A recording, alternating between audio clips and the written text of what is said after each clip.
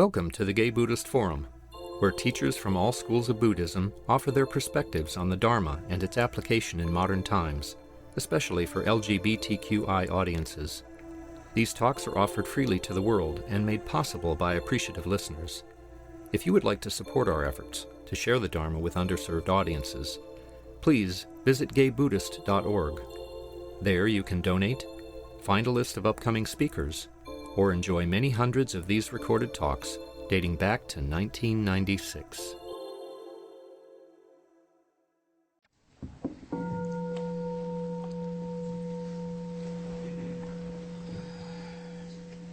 Welcome back to the Gay Buddhist Fellowship. Our tradition is to go around and introduce ourselves first, by first name, and then we will hear from our speaker. Just by a show of hands, is there anyone here for the first time or returning after a long absence? Okay, all familiar, good. My name is Tom. Douglas. I'm Mark. My name is Michael. I'm Joe. I'm Philip. My name is Prasada. I'm Robert. I'm Jerry. John. My name is Monroy. Lorna. Diane. Ricardo. I'm Brad. My name is Cass. John. Larry. I'm Walter. I'm Flint. Steve. I'm Fat.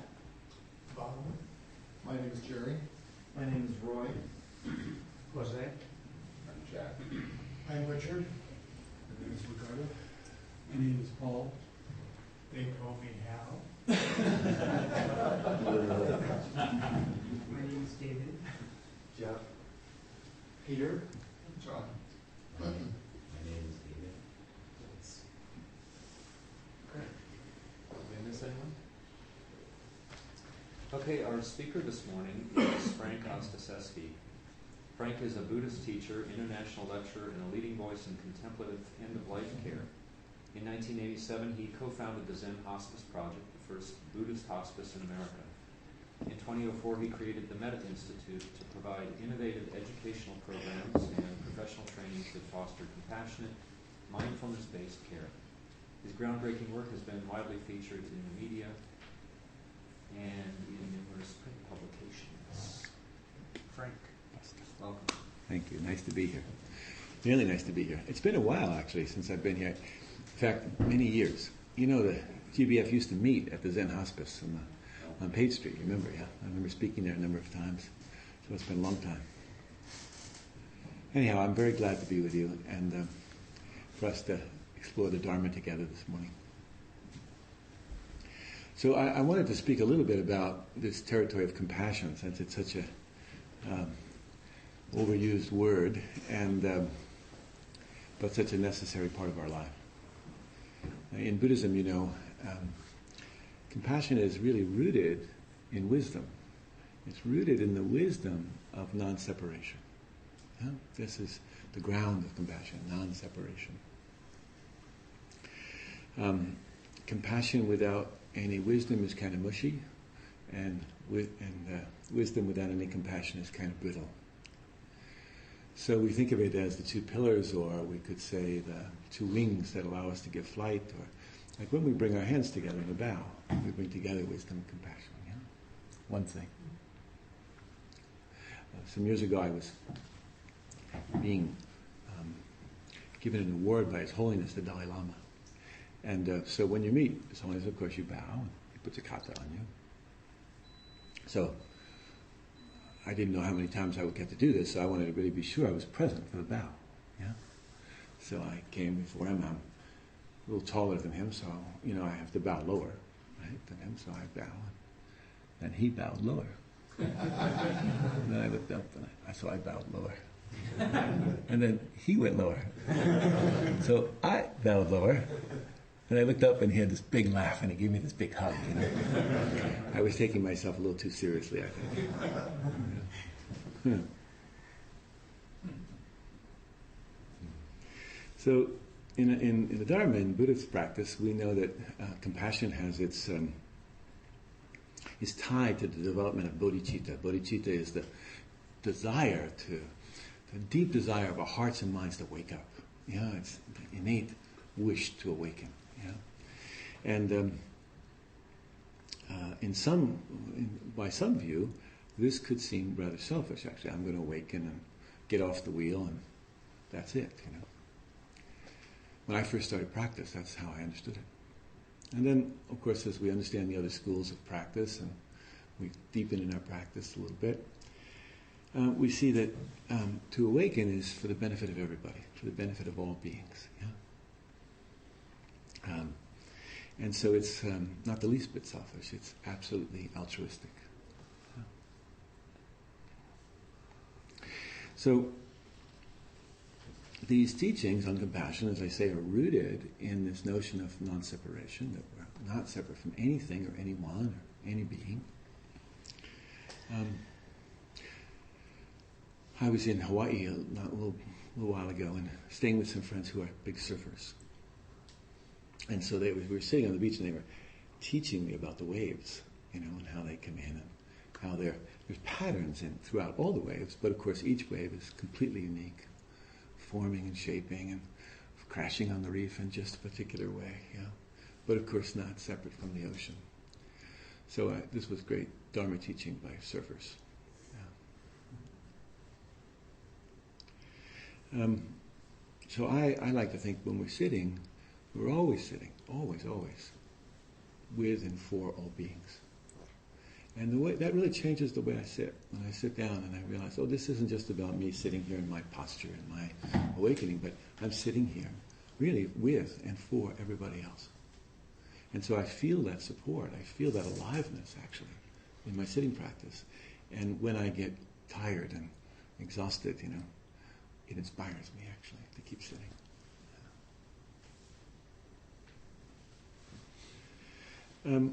I think it's important to understand this about compassion, because otherwise, if we don't understand its ground in non-separation, we start to operate from old models of compassion, and it leads us to a certain kind of striving and over-efforting, really, and often leaves us really exhausted. So if we don't understand that compassion comes from non-separation, we get worn down, and we think that it's due to our individual power, our individual efforting. So the really kind thing about Buddhism that I've always loved is that whenever you forget, there's always a way to help you remember to come back. One of my teachers, Suzuki Roshi, was very famous for saying that: begin again, begin again, begin again.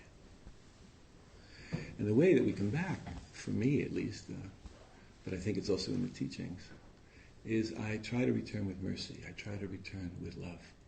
No matter if I've wandered away, no matter how long I've wandered away, years sometimes, I return with love.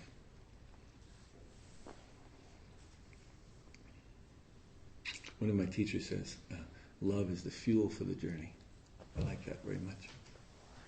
It's true, like you think about if you're going up to the Sierra, and you're walking to a lake that you really love, high on a mountain. You have to really love the lake. You have to really love the lake, or you won't make the walk, right? But of course, it's not enough just to love the lake. You got to love the path up the mountain. Otherwise, when the mosquitoes come out, you'll turn back. Yeah? It'll just be too hard. And that's how it is with our practice, I think. That if we don't really love both the destination and the journey, we'll get tired and we'll give up. So for me, this is integral to our practice. Interest is not enough to guide our practice. We have to really love. So love becomes both the destination and the motivation for the practice.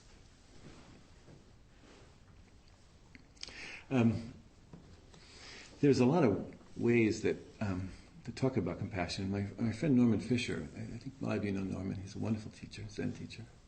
He wrote a very good book called Trainings in Compassion recently. Good book.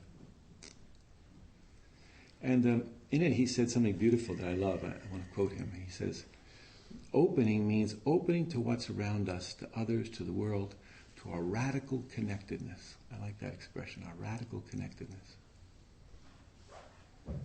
And he goes on to say that, bodhicitta, or this feeling of love, is based on a deep recognition that what we've called self, what we called others, are destinations, concepts, habits of mind, not realities of the world. And that real altruism isn't self-sacrifice. It isn't about trying to be good. Really. He said it's really about a profound recognition that self and other are not fundamentally different, but only apparently different. I like that distinction. Here's the Dalai Lama speaking about it. And he says, there's no denying that our happiness is inextricably linked to the happiness of others. Seems true, yeah? And then he goes on, he says, and there's no denying that if society suffers, we suffer. That also seems true. And then he says something really great. He says, nor is there any denying that the more our hearts and minds are afflicted with ill will, the more miserable we become. I like that. Very ordinary language. And so then he makes a conclusion, and he says, thus we can reject everything. We can reject everything. We can reject religion. We can reject ideology. We can reject all received wisdom, all wisdom given to us by others. But the one thing we cannot escape is the need for love and compassion, the necessity for love and compassion. So when we really appreciate this, when we really appreciate this deep in our beings, in our bones, it's pretty hard to believe ourselves when we tell ourselves that thinking or acting in selfish ways will make us happy. And sure, we'll all fall into self-cherishing and confusion, ignorance. But in a way, just because we're here today, the mask is off.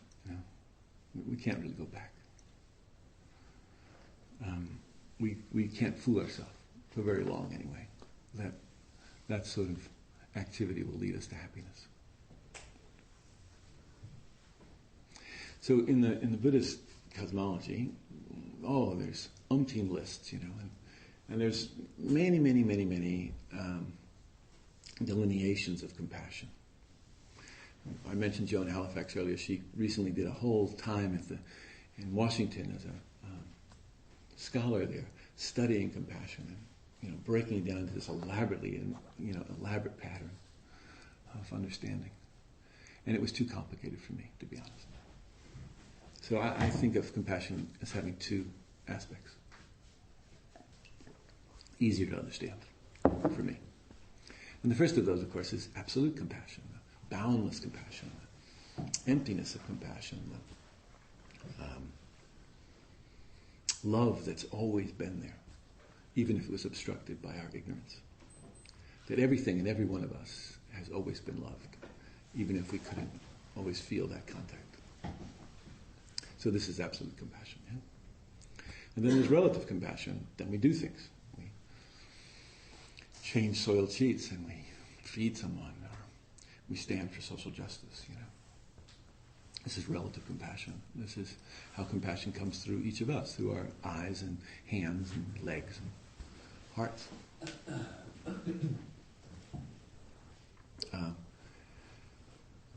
Relative compassion can seem really exhausting. Sometimes we dedicate ourselves to something. Like, for example, for me, I've dedicated most of my adult life to finding a way for there to be more mindful and compassionate care of people who are dying. And I fail at it all the time. Quite unsuccessful. Because, people are still dying in a lot of fear. So clearly I haven't been successful. So if I'm just doing relative compassion, functioning in relative compassion, I'll get exhausted. If I don't know that there's a ground for this compassion. Yeah?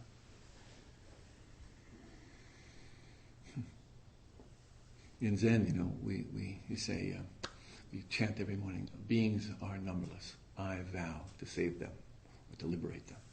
Like, that's impossible. How are we going to do that? Yeah. And what's really wonderful about that particular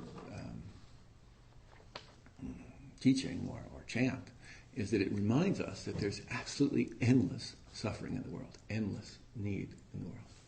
It's endless. And also, there is endless love and compassion in the world. And when we recognize that, then we relax a little bit. Doesn't mean we just don't keep working, doing what we do, but we relax a little bit.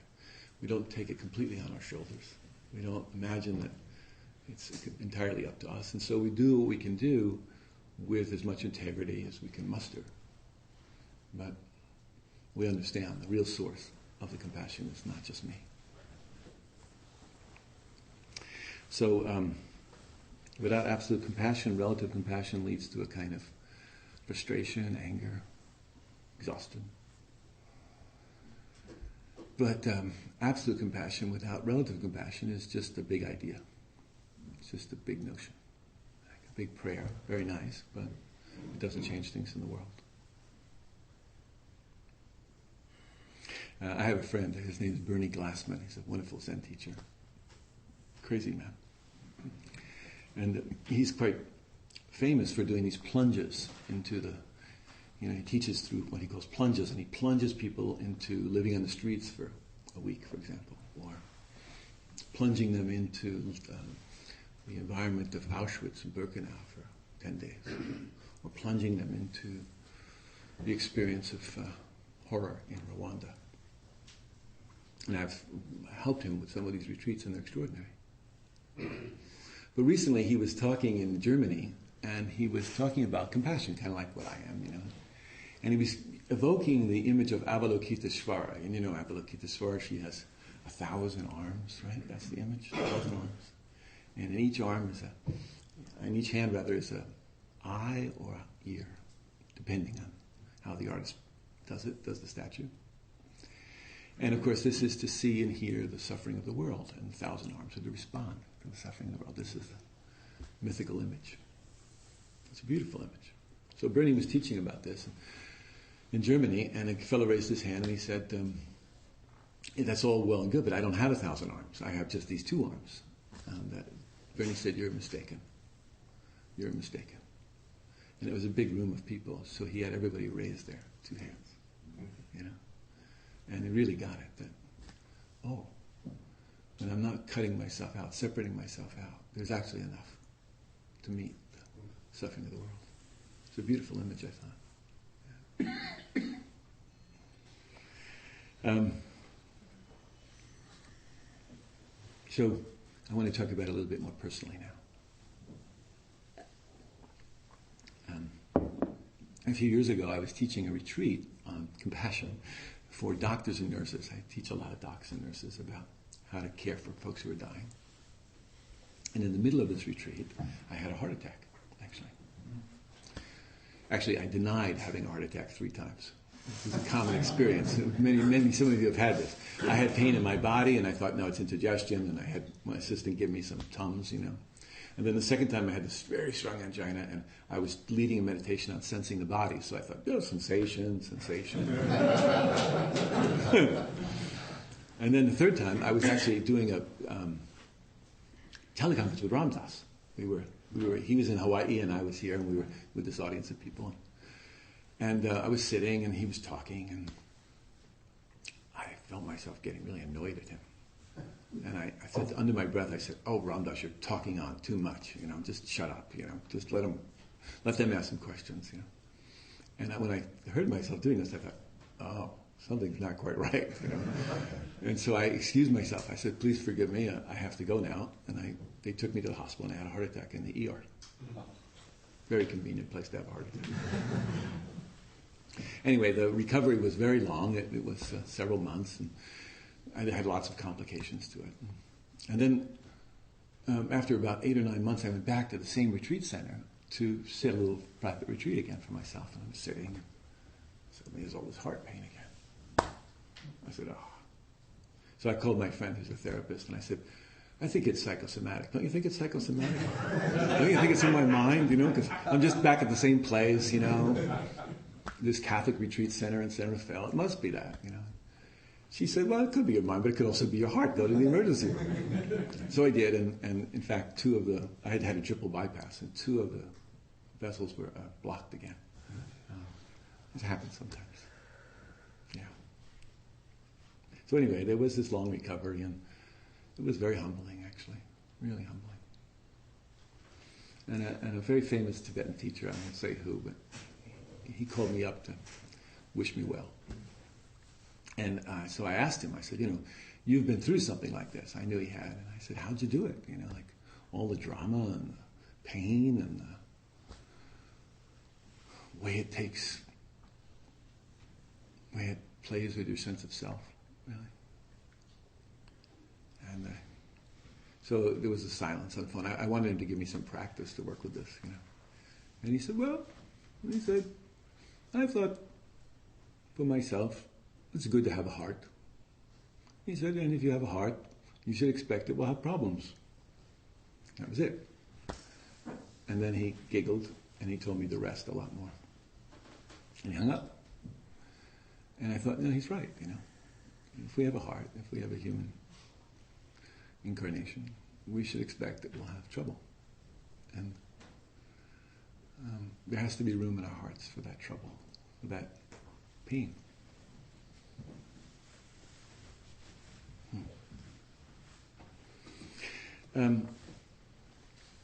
Compassion, the word, as it's usually translated as suffering with others. And it's the little word in the middle, with, which seems so important to me, because it implies a certain kind of intimacy or attunement, really, not only with myself but with the other. And so this attunement is felt as a kind of intimacy with myself and the other, or with myself.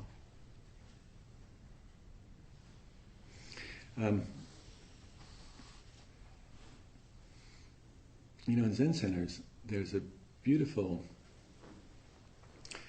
thing called a han. Some of you know it. It's a wooden block made out of hardwood, usually oak. And the calligraphy across the han in black sumi ink is a teaching. And the teaching usually says something like, beware the great matter of life and death. Life passes swiftly. Wake up, wake up. Do not squander this life. That's the teaching. And every day, teachers and students walk past this block. Right? And this block is hit with a wooden mallet to call people into the zendo. And what happens is over time, the mallet hitting the wooden block, eventually it kind of wears the block away, right? And actually what happens is the words disappear and the block itself becomes the teaching. And the block itself becomes fragile, a fragile and vulnerable thing. And eventually it falls apart too. And I think what's beautiful about this particular teaching, what's beautiful about this block is that it reminds me that when I'm less defended, when I'm not holding myself so tightly, when I'm more vulnerable, let myself be more vulnerable to the blows of life, I become a more fragile, transparent thing, and less defended. My own nature can influence me, it can impact me, it can impress itself on my consciousness.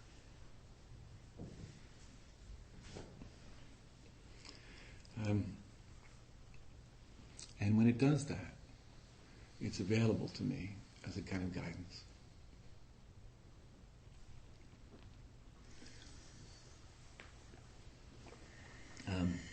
For me, the healing of what's difficult for us, what's painful for us, what causes us suffering,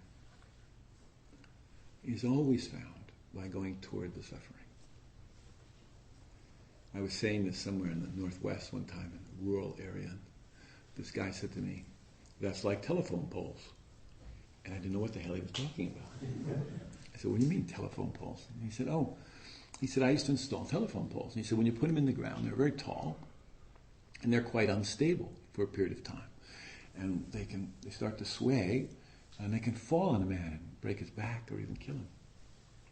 He said, so when I saw this as a possibility, I told my partner, if that pole starts to fall, I'm running like hell that way. But his partner was kind of an old-timer, and he said, oh, you don't want to do that. He said, if that pole starts to fall, you want to go right up to it. You want to put your hands right on it. He said, that's the only safe place to be. You see? It's true with our own suffering, too. We're often running in the other direction. Surprises us, hits us in the back of the head, takes us by surprise.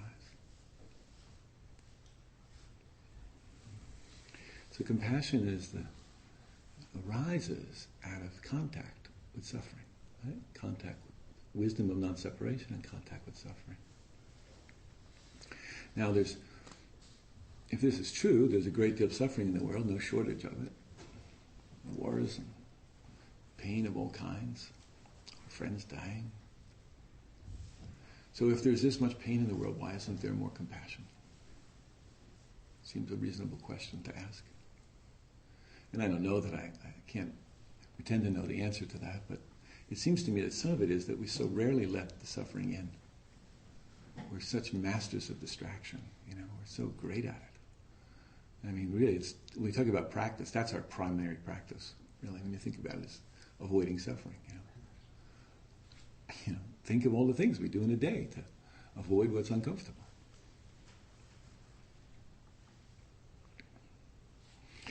So, this intimacy comes about by a precise attunement to exactly the face of the suffering, to where the suffering is, to how it's showing itself. Yeah.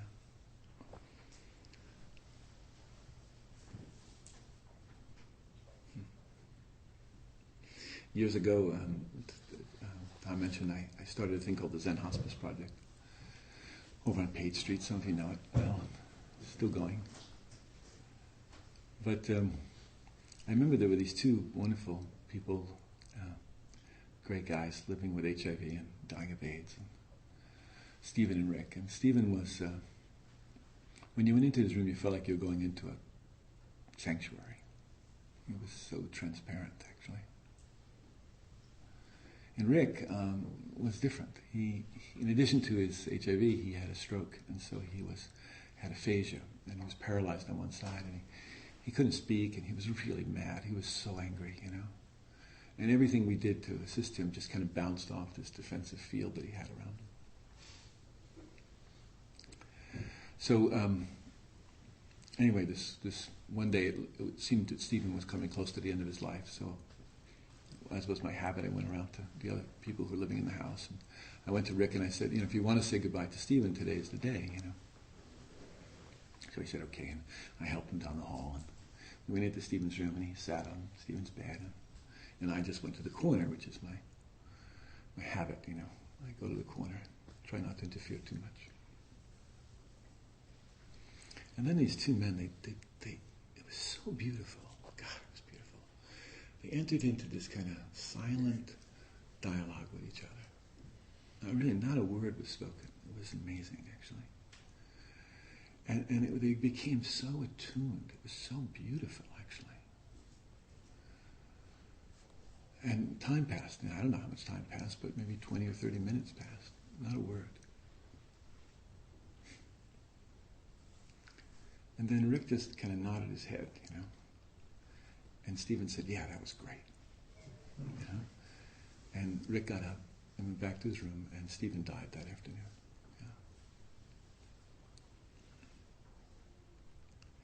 I think Rick knew he was looking at his own destiny. He knew that he would be dying in a matter of weeks or months at most. And he was scared. But Stephen looked back at him with so much compassion in his heart. And Stephen had really done his homework. And so he could attune to exactly what scared Rick and meet it with compassion.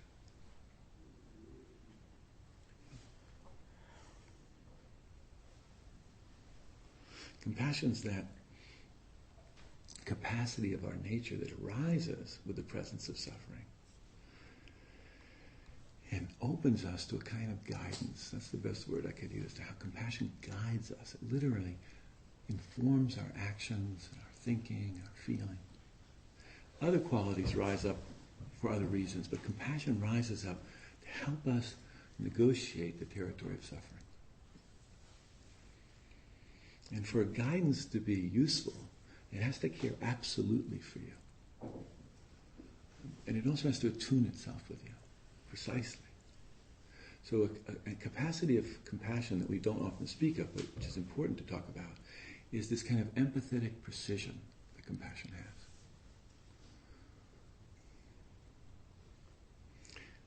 It has to know what matters right now.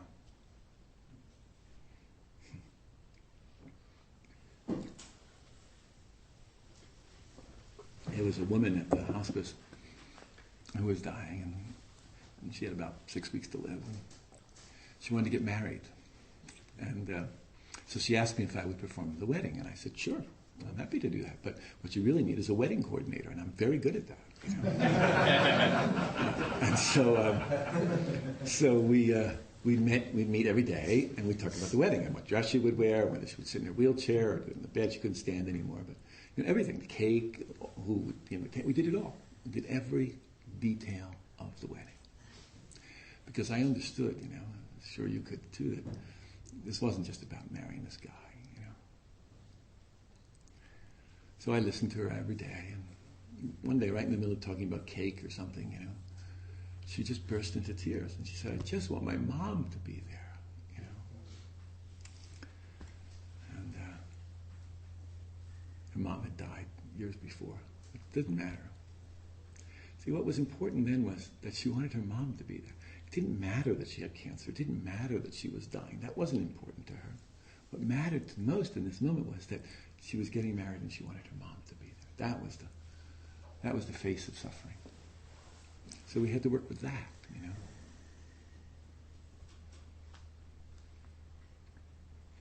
So I find that when our attention is really attuned to exactly what matters most to the other person, the heart feels it. The soul feels it. And it responds. It opens.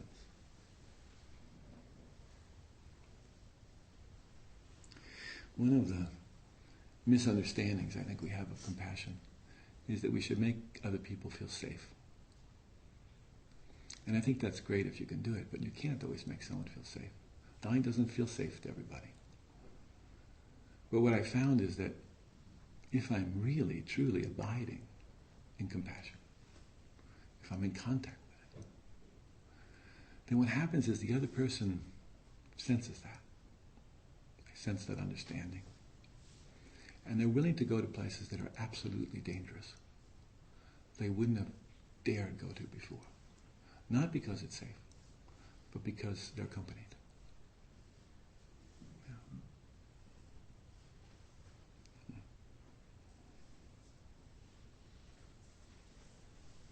I was in my office one day and the phone rang and it was this dad, and he said, we understand that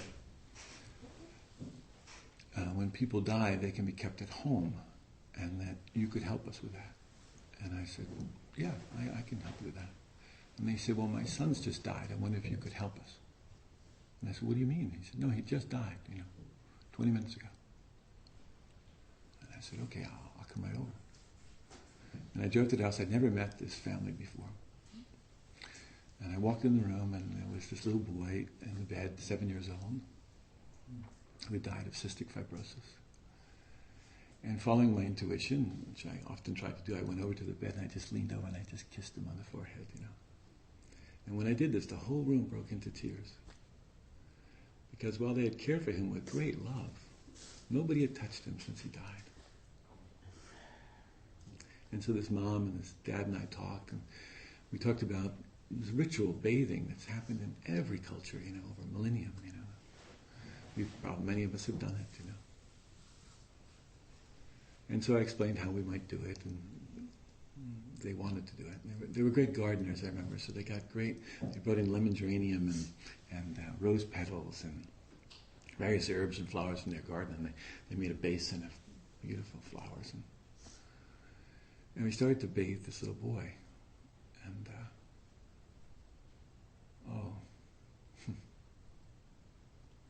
I remember they started at the back of his head, and they washed him down his back. And his mom would stomp with these little nicks and scratches on his body and take care of them with so much love, so much attention. And they would stop sometimes to just tell me a story about him, It was their way of getting current. And sometimes it was too much for the dad, and he would just have to go stand by the window and look at the garden. It was just too much for him. The mom would keep washing the boy. It took a long time. It took almost 2 hours to wash this boy's body. And I remember she got to his toes and she counted his toes. She said she'd done that when he was born. And she washed up the front of his body. And sometimes she would look at me with these eyes, these kind of beseeching eyes, that would say to me, can I survive this? Is it possible to survive this? Can anybody survive this? And my job was to hand her another washcloth and to bring her back toward the suffering. Because that's where the healing's always found, I remember when she got to his face, it was so intimate between the two of them. So intimate. I mean, there was no separation in this moment. Maybe like the moment when this child was born, where this mother and child were one thing, undifferentiated. It was like that then. She burned through this amazing grief. I don't mean her grief was over. I just mean there was nothing separating them.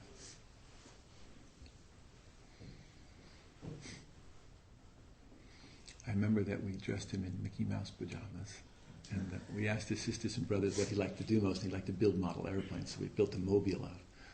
The other kids and I built a mobile of model airplanes and hung it over his bed. And I remember I went home that night. My son was 7 years old at the time, and I held him really close, really close.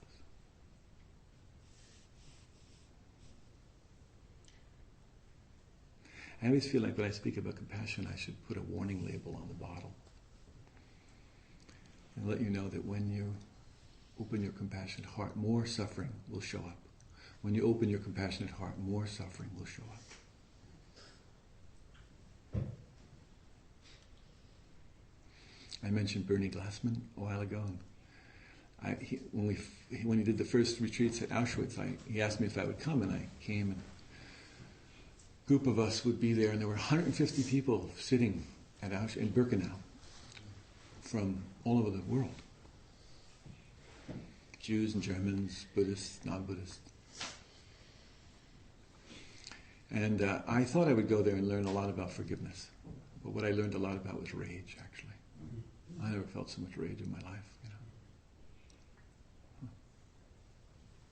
Every morning I would facilitate, several of us would facilitate these circles, kind of wisdom circles of 20 or 30 people. Charlie came into my circle that day. I didn't know he was there. Anyhow, in this circle was also a woman who was older now but had been a child in the camps. And anyway, the retreat went on, and the last night of the retreat, I went back into Birkenau at night. There were these big horse barns, that were just slats, and people would sleep on. And one of those horse barns was set aside for children who had been separated off from their parents. And so I went into this barn to sit, and I do metta practice. And I was sitting at this one end of the barn, and in the other end of the barn, in the darkness, came in this woman who had been a child and lived in this barn. And she came in and she sat down in the darkness on the other end of the barn, and after a while she just began to wail. I never heard a sound like that before. It was like some kind of animal cry. unbelievable suffering.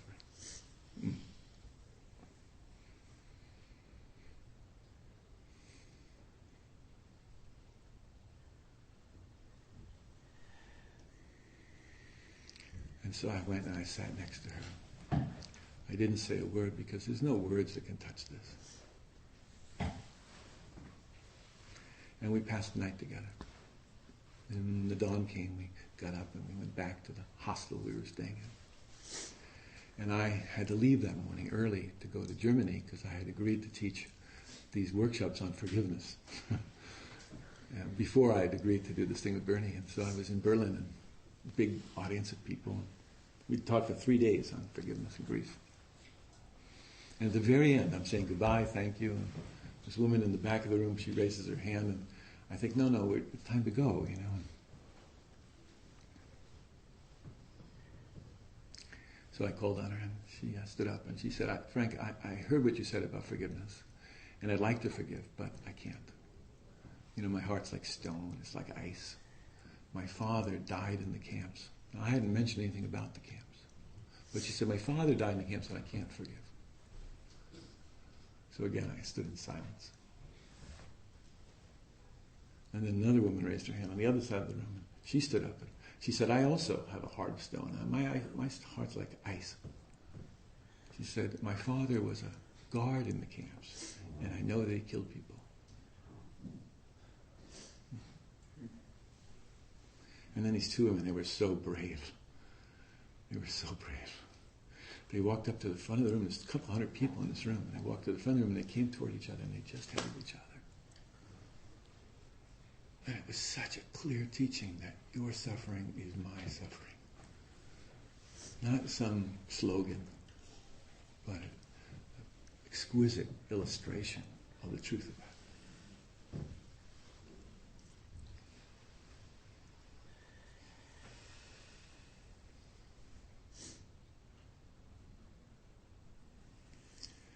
Compassion arises, we think always to take away suffering. But that's actually not its deepest purpose. Compassion gives us the capacity to be with suffering. To stay in the room when the going gets rough, you know, to bear witness to what we would rather turn away from. That we couldn't do. We couldn't stay present for if it was not for compassion. And what happens in the staying present and the being with is that the defenses against what hurts fall down, like the walls of Jericho. And then the true causes of the suffering can reveal themselves and be known and seen. And then we can interact skillfully to be of some help. So the true, deep understanding of compassion is not just about taking away suffering, but to be with suffering until the deeper truth reveals itself, till more truth reveals itself, the truth that leads us to awakening. I don't think we help people by turning them away from their suffering.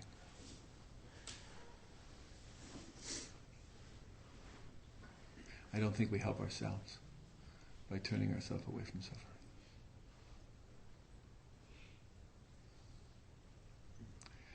So for me, compassion is a kind of guidance, wise guidance, that arises particularly and specifically in relationship to the presence of suffering. Unlimited suffering in the world, endless compassion in the world. When we know that that source is there, then we can act relatively. When our left hand is cut, our right hand just reaches out automatically and embraces it, because it knows it's one being. Yeah. And the same is true of suffering in the world. When we know this, then we respond spontaneously, automatically, hopefully wisely. Anyway, this is how I understand compassion. I hope it's of some value to you. Thank you.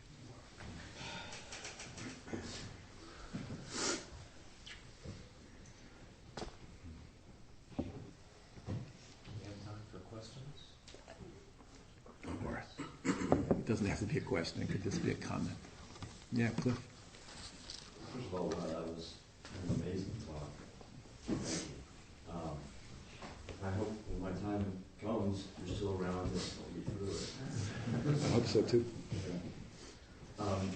I'm curious about your own brush with death.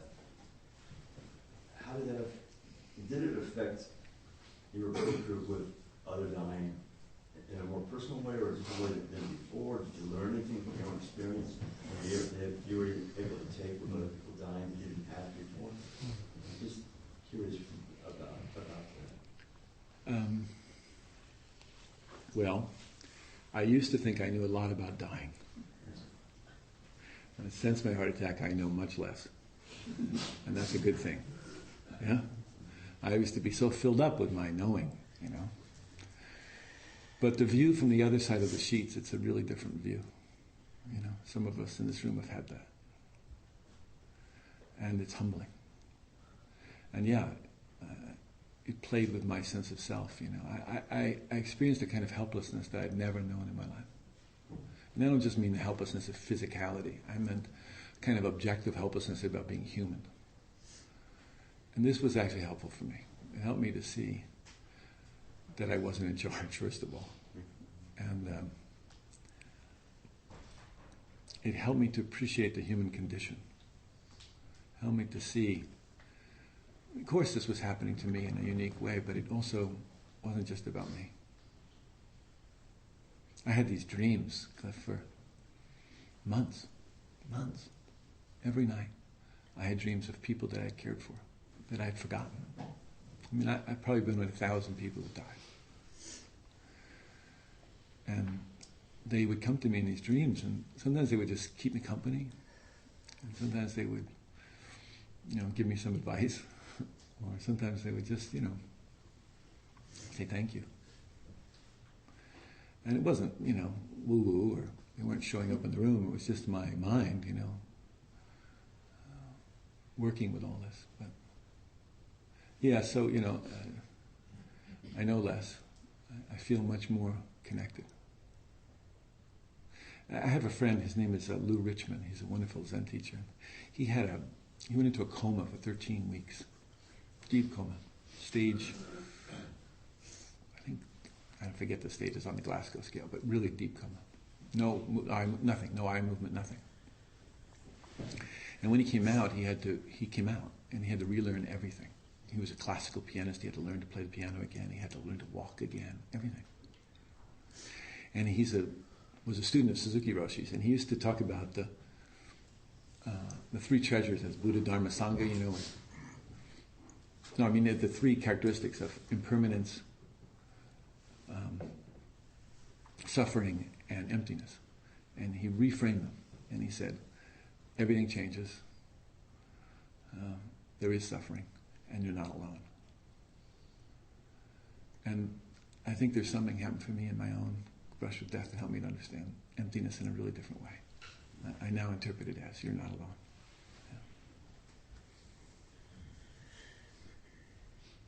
Yeah, Brian. Thank you, Brian. Yeah, I'm so happy to be here. Thank you for inviting me.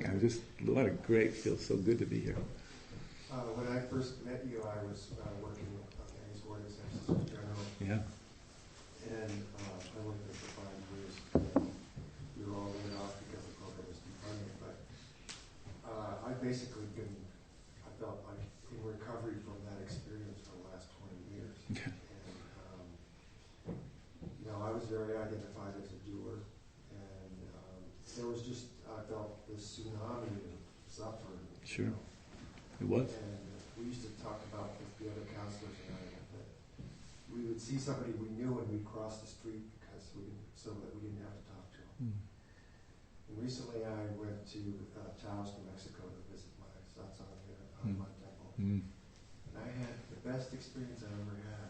And when it came time to leave 5 days later, it hurt so much, you know. I realized my heart was broken. It broke my heart. The apparently separate part of me, it was a sign of healing that I could do that. I mean, to love that much, to allow myself to feel, you know, I had to go.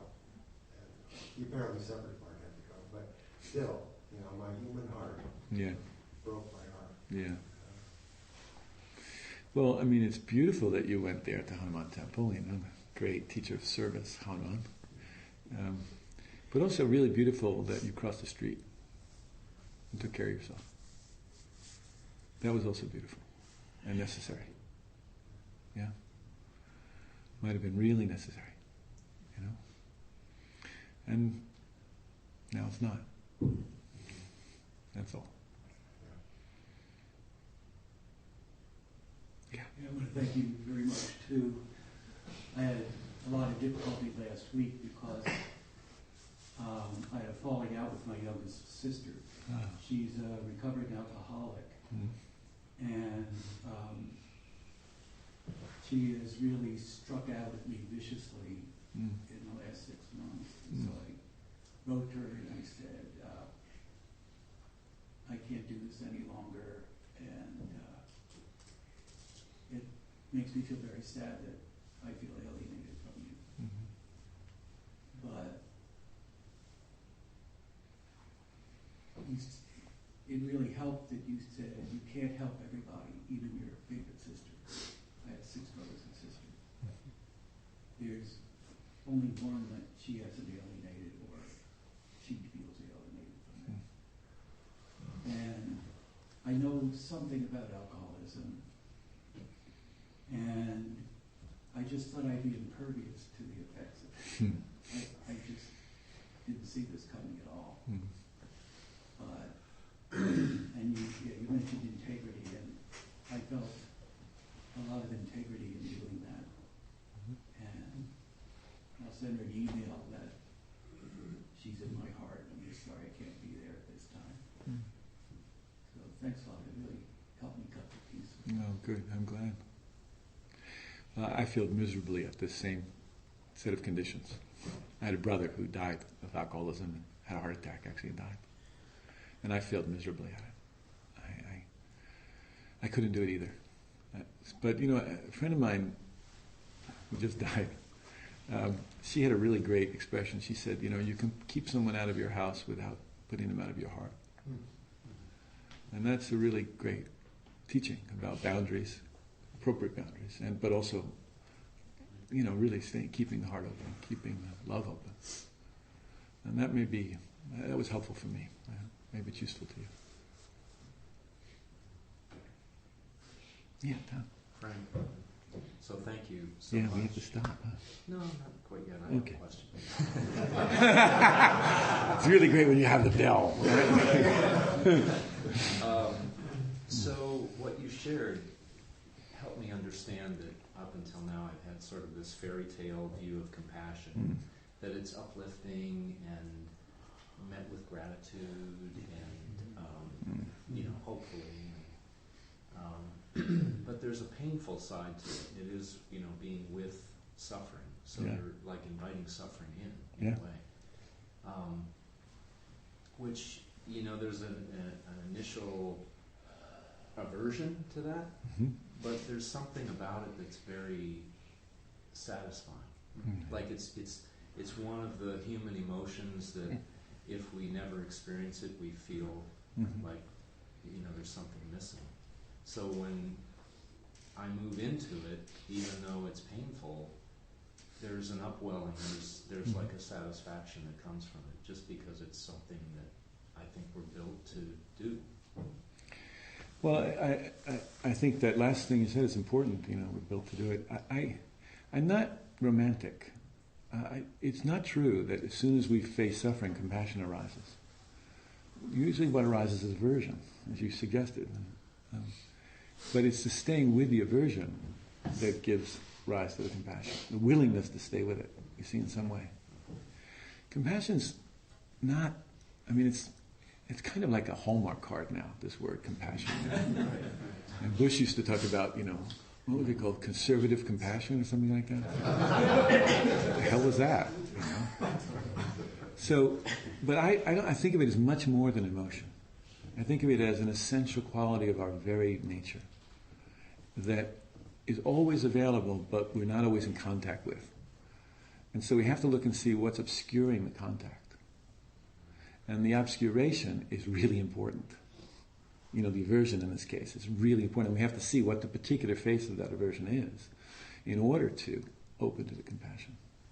So if I try and skip over that step, I'll just have some sentimentality. And the people I'm with will sniff out my insincerity. So I have to really be willing to face what actually, the whole part of me that wants to get the hell out of the room. I have this rule with myself. When I go into a room, I try to sit down. Where there's a lot of suffering, I try to sit down.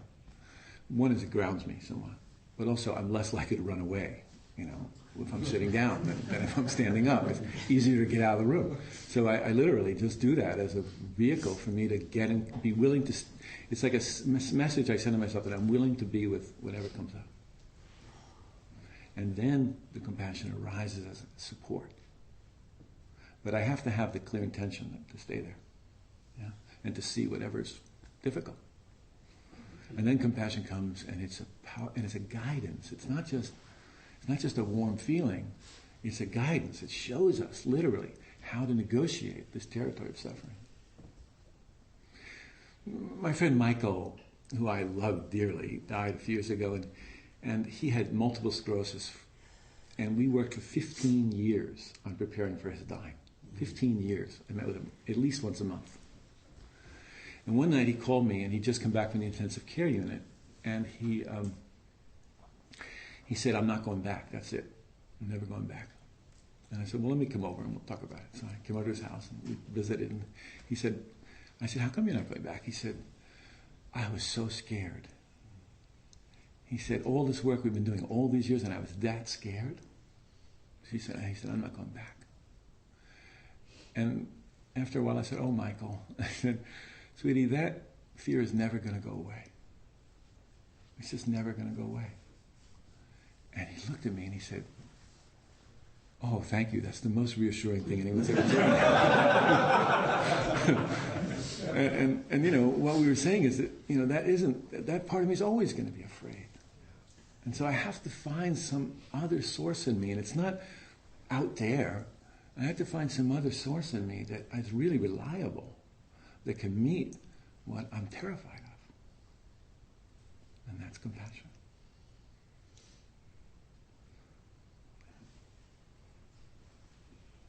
Now maybe it's time to stop, huh? I don't know. Anything else pressing that you want to address, talk about? Thank you very much for including me. I'm so grateful, yeah. You know, your last scheduled meeting with us didn't happen. I know, and I apologize for that. No. Thank you for reminding me, because I really wanted to apologize. I was supposed to come, and I was sick, actually. And I was completely blottoed. And that was the first time in 25 years I've ever missed a talk. So I really apologize. But it was good teaching for me, so I'm also grateful for it. And I'm really glad to be here. Thank you for inviting me back after I, screwed up. That wasn't why I brought it up. Oh.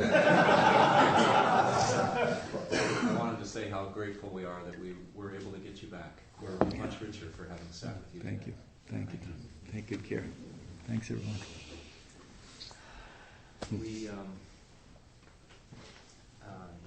The Buddhist Fellowship operates on donation. We have expenses, including the room and our speakers and our outreach to prisoners and our newsletter and all that. So we encourage you to seek out the Donna Bowl. Our host will be coming around with it, but a suggested donation around $10 would be great. Next week, our speaker will be Shams Karis. Shams Karis. Shams Karis. Good guy. Shams is a longtime Sufi practitioner and student of someone whose name I also can't pronounce. Currently focused on deepening awareness of the profound challenge of global climate change. Shams is a group facilitator, independent editor, and writer who's worked with innovative organizations and projects dedicated to helping heal the world. So, if you can make it for that. Shams was the director of the Seva project for a period of time, which Ram Dass was involved with for many years. Yeah, beautiful guy. Do we have our facilitator here today? That's you. Oh, Host? Oh, host. Ring the bell. Yes, good morning. Let's see, there's tea, and if you do choose to have some tea, please just put the cup in the soapy water and I'll clean all the cups at the end. There's at the end, like about 12:30, we all meet to go to lunch. So if you want to get to know some of the Sangha members better, please join us. There's a sign-up sheet if you want to get on the email list. I'll be coming around the Donna Hole, and I think that's it. Any other announcements? Clint? As I mentioned, we do have a project once a month. We do a dinner for a homeless shelter, the Larkin Street Youth Center, which is a shelter for young people. And we've been doing this for 25 years, not just with Larkin. We did it before with the Hamilton Family Center, also a homeless shelter. Last month, we didn't do it because we didn't have enough volunteers to put together a team, so we're kind of at a crossroads about whether this thing is coming to an end, like all things eventually do, or whether we can still keep going. And I'm putting it out that it's been a fun experience for me, and I can speak for other people who participated in it too. And I know the kids love it, and it's really great to have that youthful energy. And also it's an opportunity to see compassion in action too. So if this is something that you feel you want to be a part of and want to have it continue, you can see me afterwards and I can put you on the volunteer list. But it's just kind of, again, we're at a time right now where we think, is there enough of a support for this for it to continue, or should we just kind of put it to bed? And it'd be interesting to get feedback on that. Thank you. Okay, let's gather in a circle for our dedication of merit.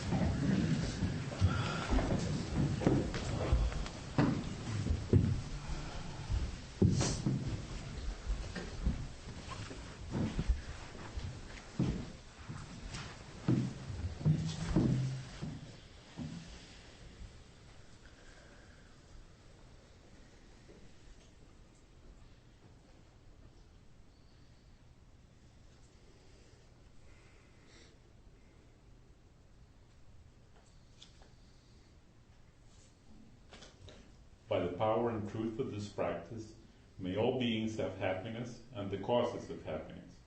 May all be free from sorrow and the causes of sorrow. May all never be separated from the sacred happiness which is without sorrow. And may all live in equanimity without too much attachment or too much aversion, believing in the equality of all that lives.